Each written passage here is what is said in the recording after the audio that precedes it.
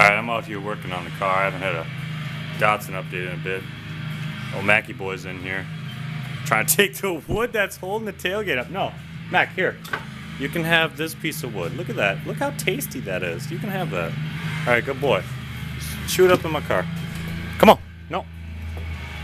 Come on, buddy. Let's go out. Come on. Out. Jump. Jump. Jump. Good boy. Good boy. You go lay down. Okay, so we're in the car, in the garage, gonna do a 280ZX little update. It's been a long time since I did an update. Normally I do updates on the gold car, but it's winter. She's running good, so. Alright, so on red, what I've been doing is I had a small oil leak at the back of the old valve cover. It was just the valve cover gasket not seating properly when I swapped the valve covers.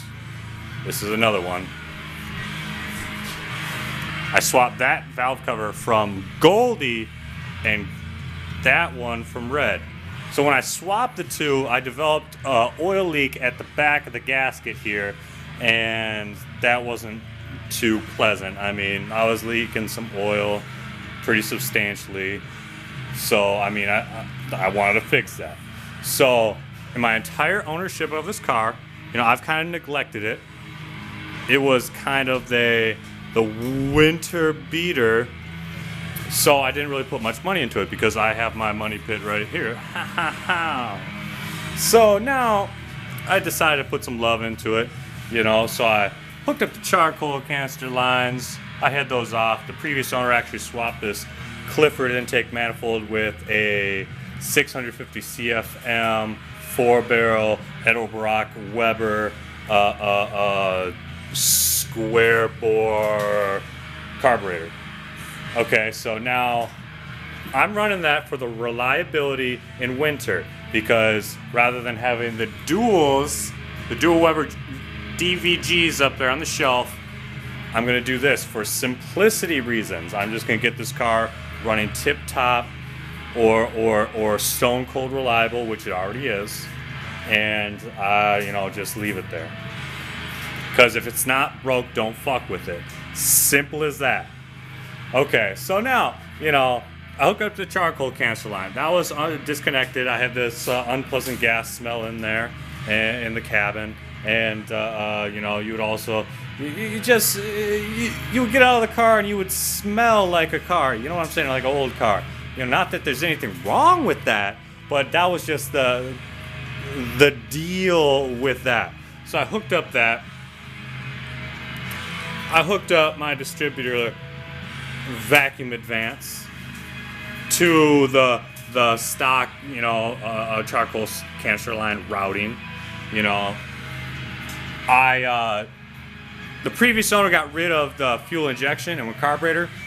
Well, he had an electric fuel pump. So what I did was on the cylinder head, it has the provision for a mechanical pump, but there's a wall of casting that's blocking it off. So what I did was, you know, I took my shop vac and I took my drill and I drilled it out, and then I slotted it up and down for the movement of the mechanical arm. I tapped the 3 holes and I slapped a mechanical pump on there. So I got rid of the electrical fuel pumps, so I have this mechanical pump. The old filter down there, it works great. Hey, I'm satisfied with that, because rather than having, I don't really want to say I was worrying, but having that electronic possibility of a motor shorting out at an inopportune time, whether it be winter or summer, I didn't want that. So mechanical. Not saying that won't fail, but it's mechanical. I trust mechanical things. You know, hey, you know, hey. All right, so with that being said, okay, I also recently, I hit a ground strap from the negative battery terminal down there. Don't judge me. I know the wiring's rough. It's an old car. You know, I got it for a steal. You know, just, hey, I'm working around it, all right? You know, one step at a time, you know. Okay, so I upgraded the strap in the gauge wire, pretty much added another battery cable to the body to the negative. So originally the wire that I had in place there was a smaller gauge one, and the insulation was entirely burned off, which it looked pretty cool, but it was kind of scary when it was happening because it was like, okay, all right, is this going to catch fire? You know? So I upgraded it. It's fine. It's not doing anything. It is, oh, so that's a couple strikes, you know, not strikes, but that's a couple like home runs right away for this motor. Okay. Did I not mention that I've never changed the oil in this thing? Oil filter in this thing? So I got me a new Bosch oil filter, tossed that son of a bitch on there.